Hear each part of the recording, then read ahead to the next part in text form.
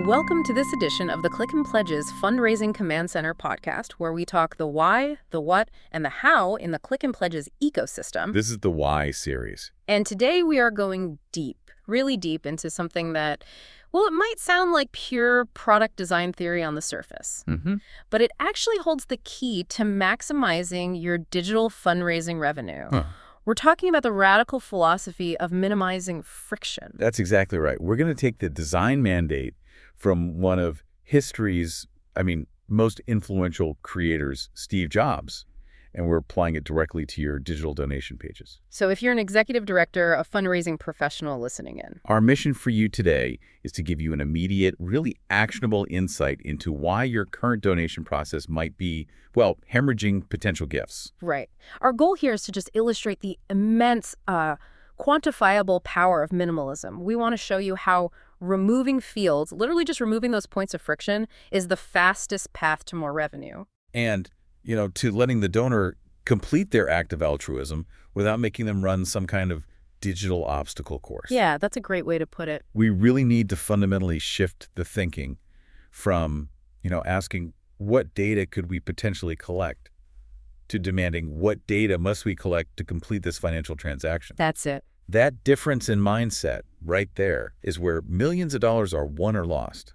Okay, so let's unpack this. Let's start with the foundational philosophy. It all begins with Steve Jobs and his legendary, almost obsessive approach to design simplicity. Well, Jobs didn't just advocate for simple design. He had an almost visceral aversion to unnecessary complexity. It's often said that he suffered from a form of compoundophobia. The borderline phobia of buttons. Yeah, the phobia of buttons. The anti-button man. I love that framing because it really defines an entire era of technology we all just lived through. Exactly. You look at the industry before him, and a button was celebrated. It was a feature. Every new device just added more buttons to show off more capability. But Jobs saw a button as a failure. A failure of anticipation, right? Like, if you need a button to tell the device what to do, it means the system wasn't smart enough to know what you wanted in the first place. Precisely. To him, every single physical button was a confession that the device lacked intelligence.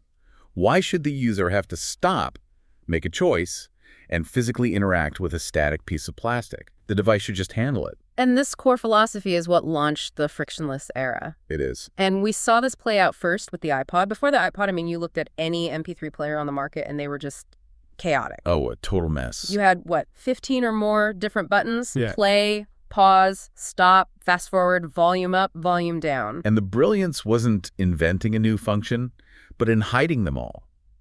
Jobs forced the engineers to put nearly every interaction into that single, elegant, intuitive scroll wheel. He didn't just minimize the buttons, he made the whole interaction almost invisible. Then he took that philosophy to the absolute extreme with the iPhone. I remember the BlackBerry era. Those physical 40-key keyboards. They defined mobile phones. They were the gold standard. Nobody thought you could survive without one. No way. And Jobs just challenged that basic assumption. He stood on stage and he said, those static keys are there whether you need them or not. Right. You want to look at a photo, you have to look around the keyboard, you want to watch a movie. The keyboard is still taking up half the screen. He argued that forcing a static interface, a fixed set of buttons on the user was the fundamental flaw. He said the interface should change based on what you're doing. And that single move, just getting rid of all those fixed buttons, is what fundamentally crippled BlackBerry. And set the standard for every modern digital interaction. And once consumers experienced that frictionless, intuitive interface, they never, ever looked back. Never. That massive psychological shift from clutter to clarity is what we need to bring to the nonprofit sector.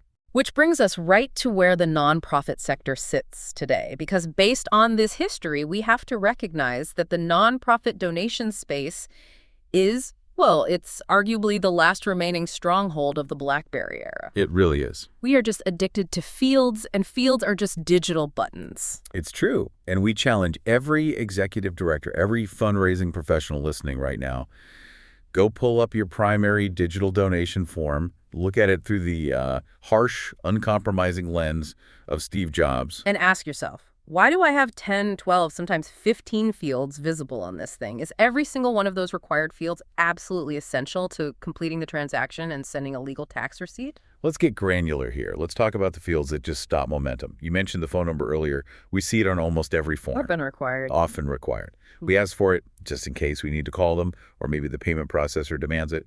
But that data is rarely used in the immediate transaction. And it forces a break in the donor's flow. They have to find their phone, type it in. Maybe they start worrying about getting unwanted calls. Exactly. But okay, let me play devil's advocate for a second.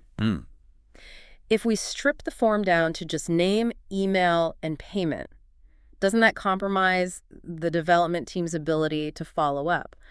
What about major gift prospects? How do we balance that simplicity with the need for data? That is the critical organizational tension. And frankly, it's where most organizations fail.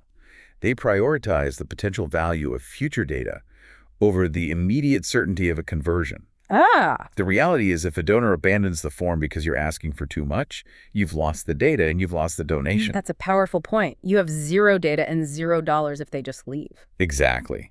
When you force a donor to provide their full street address, city, state, and zip, when they're paying digitally and you have their email for the receipt, you're creating massive cognitive load. For data that's often just for future direct mail. Right. Those fields are there whether the donor needs them or not. And I think we've all been there. You click donate now, you're feeling good, and then the form asks for your employer or how you heard about us or some marketing opt-in box. I just stop. I groan. Sometimes I just close the tab. That moment of friction is exactly what we're talking about. That moment is fatal. It forces the donor to work for the privilege of giving you their money. That's why we strongly suggest that the only two truly essential pieces of data, the must-haves, are the payment info itself and a valid email address for the receipt. Everything else. Everything else should be aggressively challenged. So the takeaway from the BlackBerry comparison is this anticipatory design. You anticipate the user's needs so they never see a roadblock, and you only ask for what's strictly necessary. If friction is the consequence of all that clutter, what's the gold standard? And that brings us to how the titans of commerce mastered this idea. Right. Jeff Bezos at Amazon, Steve Jobs at Apple. They both understood the same core truth in global commerce. Friction is the #1 enemy of revenue, period. Absolutely. Their entire business model relies on minimizing the time between a customer deciding they want something and them completing the purchase. Look at Amazon's famous one-click patent. That wasn't just about making it convenient for us. No, it was a sophisticated revenue strategy. It was. They removed the time, that little moment of reflection, of potential second thoughts, between the customer's intent and their financial action. It just minimizes the steps. They know you've already stored your payment and shipping info, so why force you to confirm it all again? And that is the commercial standard that your donor uses every single day, multiple times a day. So here's the comparison that should provide that aha moment for our listeners. It's really jarring when you put it side by side with nonprofit practices. Just think about your own digital life this morning. Amazon does not ask for your mother's maiden name or your preferred communication method to buy a $40 set of headphones. Nope. They ask for the bare minimum. And Apple doesn't ask for your entire mailing address to buy a $2 song or an app. It just uses the payment info it already has. If it knows who you are, it processes the payment. Yet we see organizations who are selling the hardest product in the world, which is altruism, a fragile, emotional, high-intent action. They make the process exponentially more difficult. We frequently see nonprofit donation forms that make giving $50 to charity harder and more cumbersome than buying a $1,000 iPhone. And this is the standard your donor is used to. So if your donation process deviates too far from this frictionless standard, they will simply abandon the cart. No hesitation. And that drop-off rate is precisely the cost of friction. It is. That's why we advocate for applying this rigorous Steve Jobs standard directly to your forms. The solution, which we recommend you call the naked form, is the absolute antidote to the BlackBerry era. The naked form, conceptually, it's the iPhone of donation pages. It's a radical deconstruction of all those unnecessary fields. It's designed for one thing. Conversion efficiency. It strips away all the clutter. It removes the keyboard, all the unnecessary fields that are just there for data collection. But it also removes something less tangible, which you call pinkness. Yes. Okay, let's ground that term. The pinkness is essentially all the unnecessary aesthetic and emotional clutter. It's the marketing layer that just adds cognitive load without adding any transactional value. So it's like the 15 extra labels and buttons on that old MP3 player that didn't actually help you play the music. Perfect analogy. Pinkness includes intense branding, extra mission statement text, social media share buttons, or big images that just distract the donor from the immediate task of paying. If the donor is on the form, the convincing is done. Their intent is high. Right. And pinkness forces them to think about something other than closing the deal.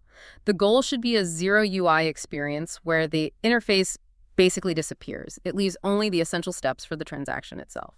The faster and more invisible the form is, the higher your conversion rate will be.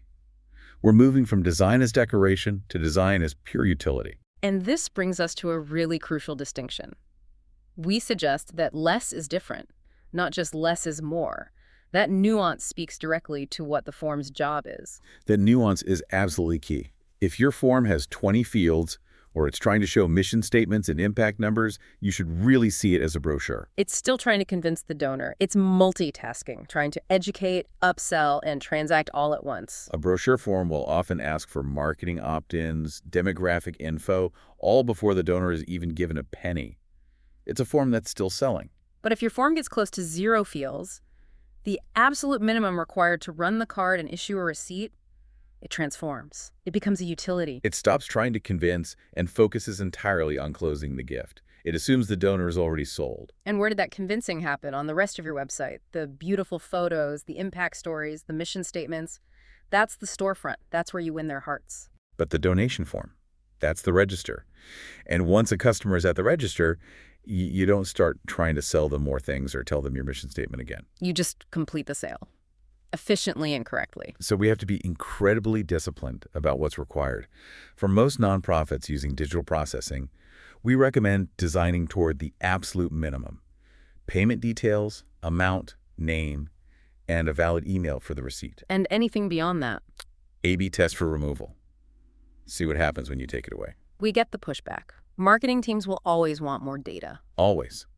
But you have to weigh the slight chance of data loss against the certainty of losing, say, 15 to 20% of your donors at that point of friction. Steve Jobs taught us that the best design is invisible design. That's it. We recommend that organizations stop designing beautiful cluttered forms and start designing invisible ones.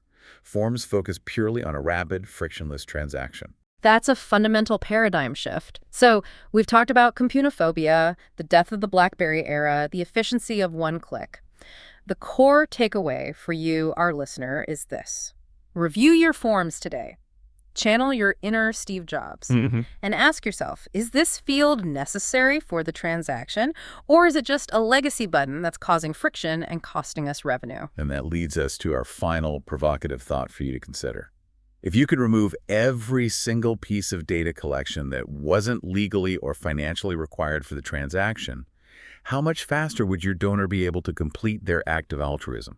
And what is the true, measurable cost of making that donor wait even 30 extra seconds? Think about that.